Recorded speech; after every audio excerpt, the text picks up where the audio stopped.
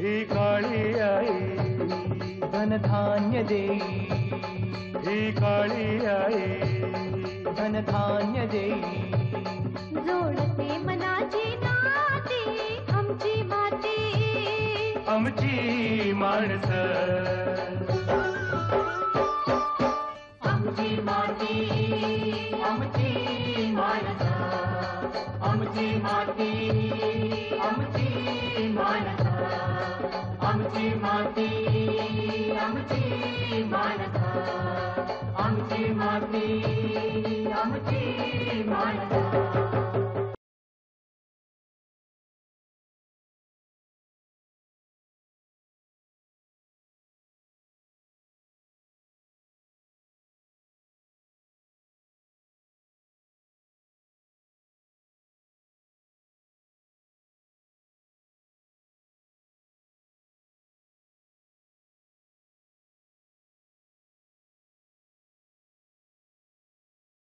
आधुनिक पद्धतीने शेती करायची म्हणजे त्यासाठी प्रशिक्षणाची गरज असते.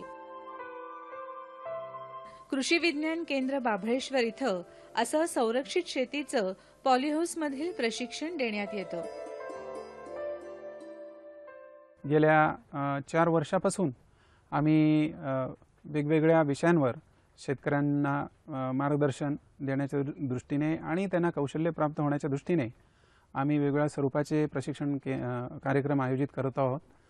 त्याचाच एक भाग म्हणून आम्ही गेल्या 4 वर्षापासून पॉलीहाऊस तंत्रज्ञान आणि त्यामधील पिकाची लागवड यासंबंधी आम्ही प्रशिक्षण कार्यक्रम आयोजित केलेत.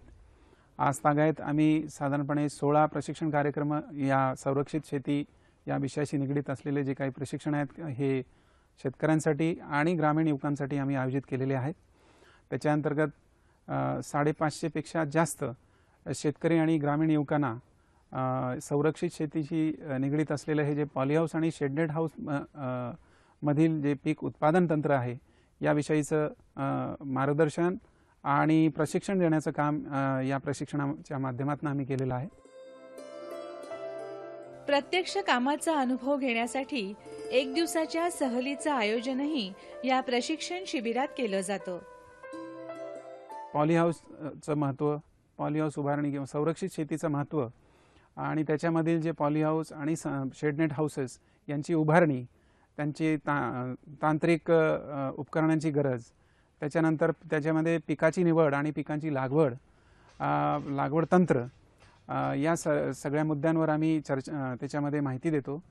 त्याच्यानंतर या शेतकऱ्यांना प्रत्यक्ष कृषी विज्ञान केंद्र त्यांना वेगवेगळ्या पॉलीहाऊसमधील जे पीक घेणारे जे काही यशस्वी शेतकरी आहेत त्यांच्या पॉलीहाऊसेस आणि शेडनेट हाऊसेसमध्ये जाऊन त्यांचं सहलीचं आयोजन करतं आणि पूर्ण 1 दिवसभराची सहल असते की ज्या माध्यमातून त्यांना प्रत्यक्ष कार्यानुभव जे आहे पॉलीहाऊसमधलं हे त्यांना घेणं शक्य होतं आणि त्याचं तांत्रिक जे काही दिलेलं मार्गदर्शन आहे ते त्याच्यामध्ये अवगत करणं हे अत्यंत प्रभावी ठरतं.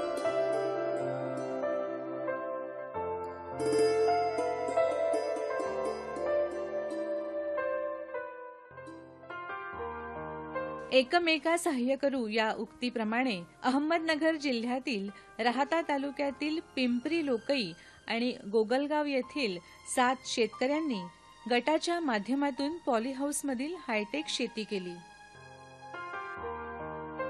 माझ्याकडे 2 गावे आहेत, त्याच्यामध्ये पिंपरी लोकाई आणि गोगलगाव. पिंपरी लोकाईमध्ये एकूण 5 शेतकऱ्यांनी पॉलीहाऊसचा गट केलेला आहे आणि गोगलगावमध्ये 2 शेतकऱ्यांनी त्याचे पॉलीहाऊस शेती केलेली आहे.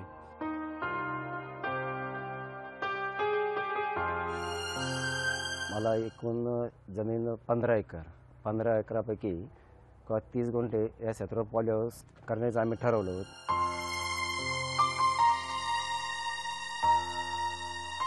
नेमकं पॉलीहाऊसमध्ये कोणतं पीक घ्यायचं तर कृषी विज्ञान केंद्र पायरेन्स यांनी सांगितलं का आपल्याला सुरुवातीला कॅप्सिकम म्हणजे का रेड आणि येलो ही मिरची घेण्याचं आम्ही ठरवलं. त्याच्यामध्ये पिवळी शिमला मिरची म्हणजे बटाटा वाणाचा लागवड केलेली आहे व लाल ही मछल्या नावाच्या वाहनाची लागवड त्यांनी केलेली आहे.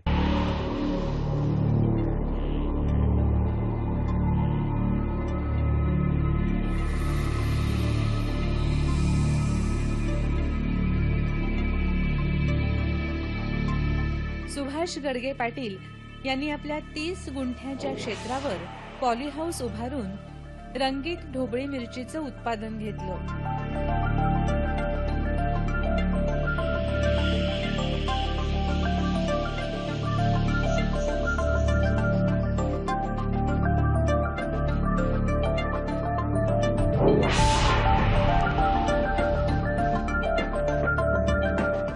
त्यासाठी सुरुवातीला शास्त्रशुद्ध पद्धतीनं माती परीक्षण करून त्यांनी जमिनीची पूर्वतयारी केली, बेड तयार केले. या मातीमध्ये निचरा कसा आहे, त्याच्यामध्ये पाणी धरण्याची क्षमता किती आहे, त्याचबरोबर या मातीचा pH म्हणजे सामू हा किती असावा, EC किती असावा म्हणजे विद्युत वाहकता किती असावी, चुनखडीचं प्रमाण आहे किंवा नाही, घातक असेल किंवा नाही, याची खातरजमा आपण माती परीक्षण करून घेतल्यानंतर या शेतकऱ्यांना आपण सल्ला देण्याचं मोलाचं कार्य केलेलं आहे. पायरेन्स यांनी बेड बनवायला सांगितल्यानंतर बेडमध्ये पहिले आम्ही बेसल डोस शेणखत, लिंबू पेंट, गांडूळ खत भरले व बेड बनवले. बेडनंतर ते लिक्विड खतं जे द्यायचे ते कृषी विज्ञान केंद्र पायरेन्सनी सांगितले त्या पद्धतीने आम्ही पूर्ण बेड बनवल्यानंतर सगळं पूर्ण रेडी केले. तर रोपं कोणते लावायचे, रोपं तर के बायोटेक पुणे यांच्याकडनं आम्ही रोपाची मागणी केली का 9 रुपये पर प्लॅन्ट याप्रमाणे आम्हाला रोपं बसले. आम्ही ते रोपं आणले, रोपं लागवड केली. रोपं लागवड केल्यानंतर पुढं औषधं कोणते फवारायचे, थ्रिप्स कसे येतं, डावणी कसा येतो, याचं पायरेन्सनी आम्हाला वेळोवेळी सहकार्य केलं. याच्यामधील सर्वात एक जमेची बाब अशी की याच्यामधील जे pH आहे हे अत्यंत सौम्य आहे, म्हणजे साधारण 7.1 या दरम्यान याचं pH आपल्याला या जमिनीमध्ये आढळतं. EC लेवल जी आहे ही साधारण 0.25 पर्यंत इथं आढळलेली आहे. चुनखडीचं प्रमाण हे अत्यल्प म्हणजे 5% पेक्षा कमी आढळलेलं आहे. तर अशा चांगल्या प्रकारच्या गुणधर्म असलेल्या मातीमधील ही पॉलीहाऊसमधील जे घेतलं जाणारं पीक आहे हे निश्चितपणे चांगल्या दृष्टीने चांगल्या प्रकारे पीक उत्पादन देऊ शकणार आहे.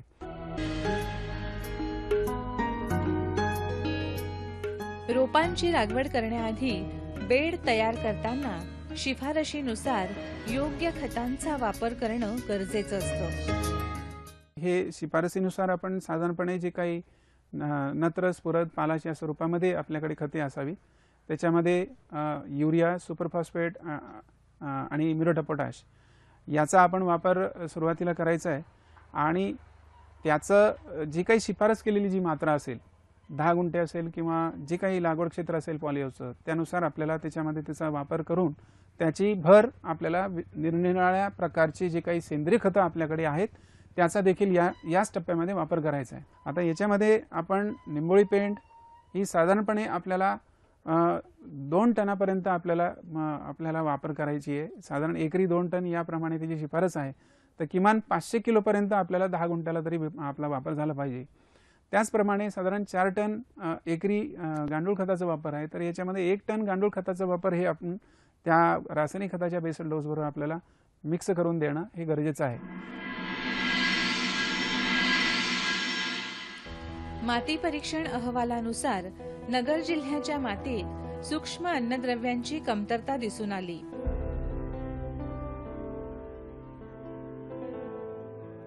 बहुधा काय होतं की आपल्या नगर जिल्ह्यामधले जे काही जमिनी आहेत आणि तिथले जे काही पॉलीहाऊस आणि संरक्षित शेतीमधील जे काही पिकं उत्पादन आपण घेण्याचा आपल्याकडे प्रस्ताव आहे, तर त्याच्यामध्ये जे माती परीक्षणामध्ये आम्हाला सहसा आढळतं ते असं की त्याच्यामध्ये फेरस आणि झिंक जे मूल सूक्ष्म अन्नद्रव्ये याची कमतरता फार मोठ्या प्रमाणात आढळते.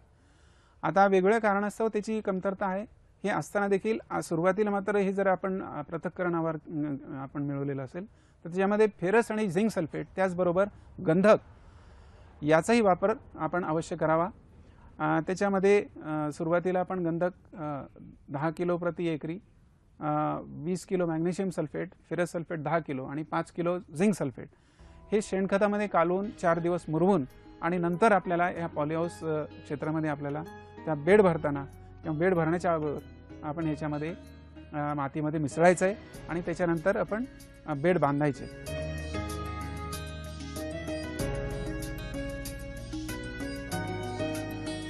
बेड बांधून झाल्यावर ते निर्जंतुक करावे.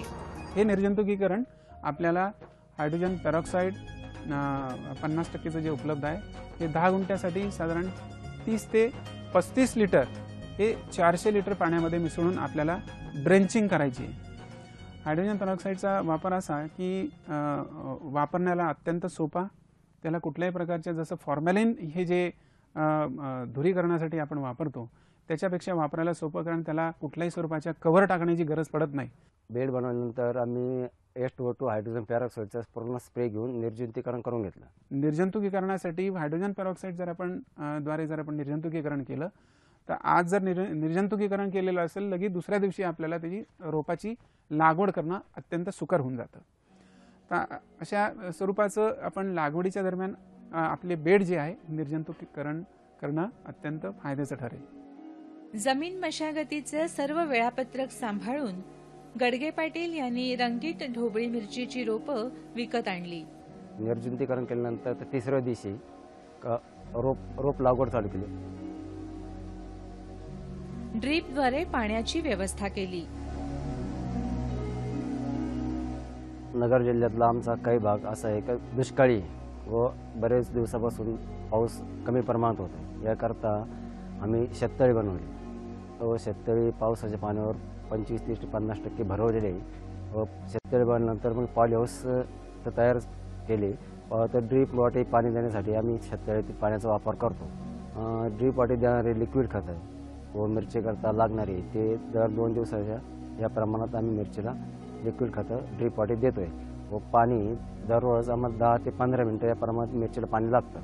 तर एका पर प्लांट एक रोपाला 250 ते 300 ml पाणी दररोज देतोय. मुळातच माती परीक्षणाप्रमाणे पाण्याचं परीक्षण करणं गरजेचं असतं. हे बऱ्याचशा शेतकऱ्यांना माहीत नसतं. ज्या पाण्याची क्षारता अधिक असते अशा सिंचनाच्या पाण्याची गुणवत्ता तपासून घेणं गरजेचं असतं. सिंचनाचं जे पाणी आपण वापरतो आहोत त्या पिकासाठी हे अत्यंत सौम्य अशा गुणवत्तेचं दर्जाचं पाहिजे. आणि बहुधा जे आपल्या शेतीमध्ये आपण सिंचनासाठीचं पाणी म्हणून वापरतो तर त्याची गुणप्रत ही बहुधा शेतकऱ्यांकडून दुर्लक्षित केली जाते. आणि त्याचाही पृथक्करण अहवाल आपल्या वेगवेगळे जे काही माती आणि पाणी पृथक्करण करणारे जे प्रयोगशाळा आहेत त्या ठिकाणी जाऊन आपण निश्चितपणे करू शकतो. आणि याची खातरजमा अवश्य शेतकऱ्यांनी करावी ज्या ठिकाणी संरक्षित शेतीमध्ये पॉलीहाऊस आणि शेडनेट हाऊसची उभारणी आपल्याला करायची आहे. त्याच्यासाठी त्या पाण्यामधील सिंचनाचं जे पाणी आपण मग विहीर असेल, जमा केलेलं शेततळ्यामधील पाणी असेल किंवा कॅनलचं असेल किंवा नदी ओढ्या नाल्यापासून आपण उचललेलं पाणी असेल तर या सर्व प्रकारच्या पाण्याची गुणवत्ता जी आहे ही खात्री करून घेणं अत्यंत गरजेचं आहे. याच्यामधील क्षारांचं प्रमाण अत्यंत घातक ठरवू शकतं, कारण पीक वाढीसाठी संरक्षित वातावरणामध्ये अगदी मोजून मापून आपल्याला सर्व खतांचं आणि वेगवेगळ्या बाबींचा ह्याच्यामध्ये अवलंब करायचा असतो. त्यामध्ये जर क्षारांचा प्रभाव जर जास्त राहिला तर पीक उत्पादनाला एक फार मोठ्या प्रमाणात मर्यादा येते. उपलब्ध पाणी आहे ते विहिरीचं असेल किंवा जे आपल्या बोरचं असेल ते जर क्षारयुक्त असेल तर याच्यासाठी आपल्याला गोड पाणी मिळण्याच्या दृष्टीने म्हणजे कॅनलचं पाणी किंवा नदीचं पाणी जे तुलनेने ज्याची गुणप्रत चांगली आहे असं हे पाणी जर अधूनमधून आपल्याला देता आलं तर निश्चितपणे त्याच्यामध्ये आपल्याला पीक उत्पादनाला आपल्याला यश मिळवता येऊ शकेल. पॉलीहाऊसमध्ये कीड नियंत्रणासाठी मिरचीवरती लाल कोळी, पांढरी माशी, थ्रिप्स याचा प्रादुर्भाव जास्त प्रमाणात होतो. हे रोखण्यासाठी आम्ही पॉलीहाऊसमध्ये लाल पॅड, पिवळे, हिरवे या प्रमाणात थ्रिप्स आणि लाल कोळी यासाठी पॅड लावलेले आहेत. जैविकमध्ये करंज तेल, नीम तेल याची स्प्रे आम्ही 5 ते 6 दिवसाच्या अंतराने घेतोय. फळांचं वजन पेलण्यासाठी मिरचीच्या झाडाला विशिष्ट पद्धतीनं आधार दिला जातो. आमची माती आमची माती. या रंगीत ढोबळी मिरचींच्या रोपांची विरळणी आणि छाटणी केल्यानं उत्पादनात अपेक्षित वाढ होते. मिरचीला वाढीसाठी योग्य जागा मिळते.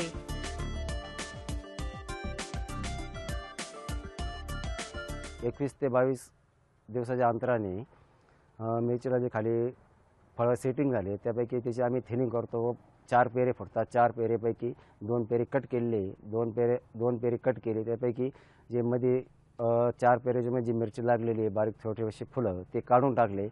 एका रोपाला 2च केन पकडले व त्याला जे उपफाटे फुटणारे ते प्रत्येक 4 दिवसाच्या 8 दिवसाच्या अंतराने कट करतो. प्रत्येक पेरेला एक एक मिरची शेट होईल या पद्धतीने आम्ही त्याचं दर 21 ते 15 दिवसाच्या अंतराने थिनिंग करून अवधी छाटणी करतो. या मिरचीच्या रोपांची उंची 7 ते 8 फुटांपर्यंत जाते. फळांचं वजन पेलण्यासाठी मिरचीच्या झाडाला विशिष्ट पद्धतीनं आधार दिला जातो.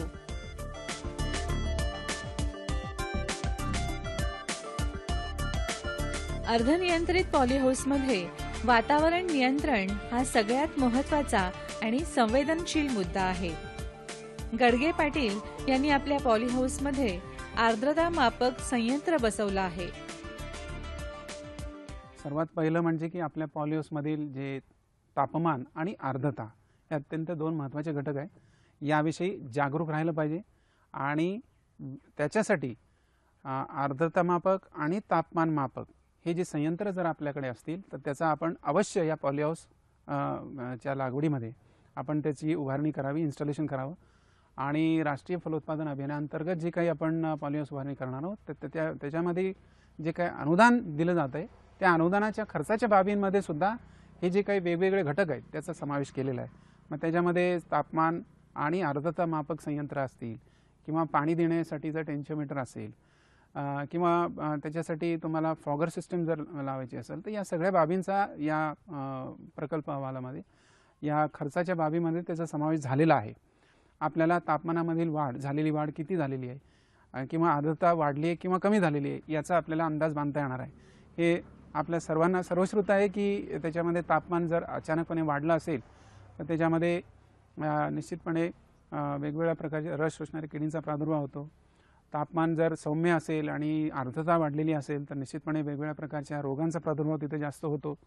तर या ज्या महत्त्वाच्या ज्या बाबी आहेत ह्या शेतकऱ्यांनी आवर्जून लक्षात घेतल्या पाहिजेत की आपल्याला जरा या जे 2 घटकं आहेत या आपल्या पॉलीहाऊसच्या क्षेत्रामध्ये जर आपण वापरलेले असतील, लावलेले असतील तर ते अवश्यपणे आपण त्याचा अवलंब करावा आणि त्यानुसार फवारणीमधील जे काही औषधं आपण वापरायचे तर त्याचा आपण देखील त्याच्या अनुसार वापर करावा. पॉलीहाऊसमध्ये सूक्ष्म वातावरण निर्मिती होऊ नये यासाठी वायुविजनासाठी असलेल्या झडपांची उघडझाप वेळेवर करावी. अन्यथा तापमान बदलामुळे कीड रोगांना आमंत्रण मिळतं. हे उन्हाळ्याच्या पिरियडमध्ये सकाळी 6 वाजता हे उघडले गेलेले पाहिजेत जेणेकरून आतमध्ये वायुविजन होण्याच्या दृष्टीने तिथं हवा खेळती राहील आणि कुठल्या प्रकारच्या दमटपणा सारखा जे काही सूक्ष्म वातावरण निर्मिती त्या पॉलीहाऊसमध्ये होणार नाही ही आपल्याला काळजी घेता येऊ शकेल.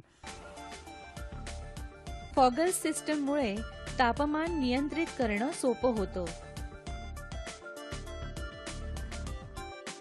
आता फॉगिंग सिस्टम जी आहे ही प्रत्येक पॉलीहाऊस उभारणीच्या दरम्यान त्या खर्चाच्या बाबींमध्ये त्याचा समावेश केलेला असतो. उन्हाळ्यामध्ये 30 मिनिटामध्ये 1 मिनिटासाठी जास्तीत जास्त आपल्याला फॉगिंग सिस्टम चालवायची. अशा प्रकारची सिस्टम आपल्याला टायमर लावून सुद्धा आपल्याला बसवता येऊ शकते. सौम्य तापमान असेल त्यावेळेला आपण साधारण 1 तासामध्ये 1 मिनिट एवढा वेळ फॉगिंग सिस्टम लावतो. थोडं तापमान जास्त वाढलेलं असेल तर आपण अर्ध्या तासामध्ये 30 सेकंद एवढं आपल्याला फॉगिंग सिस्टम चालवायची. थंडीच्या काळामध्ये मात्र फारसं काही तापमान वाढत नाही. पण जर अशी भीती वाटत असेल की आपल्याला 35 अंश सेल्सिअसच्या आसपास जर तापमान जात असेल तर अशा वेळेला मात्र आपल्याला फॉगिंग सिस्टम जी आहे ही साधारणपणे 2.5 तासाला किंवा 3 तासाला आपण 30 सेकंदासाठी किंवा 15 सेकंदासाठी आपल्याला ही नियंत्रित करायची आहे. अशा पद्धतीने फॉगर सिस्टमसुद्धा आपल्याला या फॉगर सिस्टमपासून आपल्याला तापमान नियंत्रण व्यवस्थितरित्या मिळवता येऊ शकेल. भर दुपारच्या वाढलेल्या तापमानाला रोखण्यासाठी शेडनेट स्क्रीनचा वापर करावा.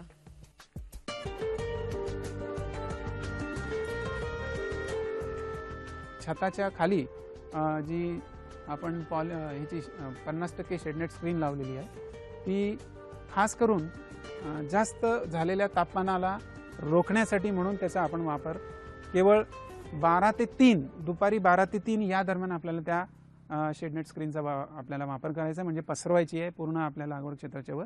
पसरवल्यानंतर आपण फॉगिंग सिस्टम ऑन करायची आहे आणि वायुविजन होण्याच्या दृष्टीने आपण जी पडदे लावलेले आहेत ते आपल्याला तिची उघडझाप वेळच्या वेळी करायची आहे.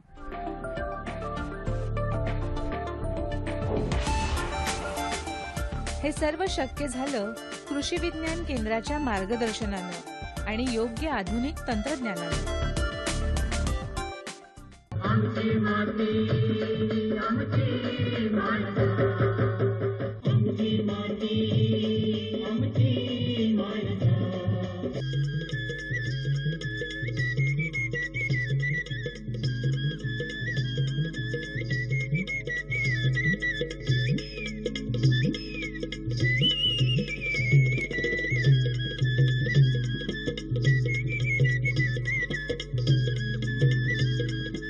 आमची माती आमची माणसं प्रसारण सोमवार ते बुधवार आणि शुक्रवार संध्याकाळी 6:30 वाजता. पुनःप्रसारण सोमवार ते गुरुवार सकाळी 6:30 वाजता. अशा या पॉली हाऊसमधून गडगे पाटील यांना 3 महिन्यात ढोबळी मिरचीचं उत्पादन मिळण्यास सुरुवात झाली.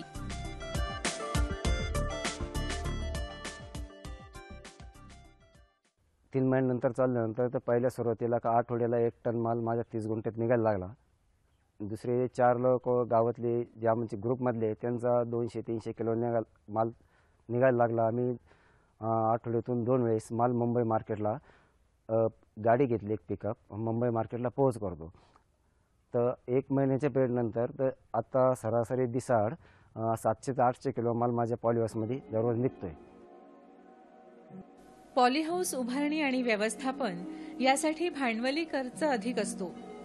वेगवेगळे जे काही राष्ट्रीयकृत बँका आहेत ज्या शेतकऱ्यांना कर्ज देण्याच्या दृष्टीने अत्यंत महत्त्वाचं कार्य करतात, तर त्यांचं सहकार्य घेण्याच्या दृष्टीने आपण बँकर्सनाही बोलवतो आणि त्याचबरोबर बँकर्सची थेट चर्चा या शेतकऱ्यांशी घडवून आणतो की जेणेकरून त्यांचे जे काही कर्जाशी निगडीत जे काही प्रश्न आहेत त्यांना त्याविषयी त्यांच्या शंका ते तिथे समाधान करू शकतील. माझी सर्व शेतकरी बांधवांना, खास करून जे पॉलीहाऊस आणि संरक्षित वातावरणामधील वेगवेगळे पीक उत्पादन जे घेणारे शेतकरी आहेत, त्यांना माझं आव्हान आहे की पॉलीहाऊस आणि शेडेड हाऊसमधील जे आपण पीक उत्पादन घेणार आहे याविषयी आपण तांत्रिक ज्ञान हे अवश्य मिळवावं आणि त्यासाठी वेगवेगळ्या ठिकाणी म्हणजे वेगवेगळे कृषी विज्ञान केंद्र आहेत, कृषी विद्यापीठं आहेत, त्यांचे PFDCs आहेत, त्याचबरोबर पुणे येथील हॉर्टिकल्चर ट्रेनिंग सेंटर आहे. या ठिकाणी तांत्रिक मार्गदर्शन घेऊन आणि नंतरच पॉलीहाऊस उभारणीसंबंधी आपण पुढची कारवाई करावी. कारण तांत्रिक मार्गदर्शन मिळवण्यानंतरच आपल्याला काही त्यामधले जे महत्त्वाचे टप्पे आणि बाबी जे आहेत ते आपल्याला याविषयी माहिती मिळते आणि त्यानुसार आपल्याला उत्पादन घेण्यासंबंधी आपल्याला हमी मिळू शकते.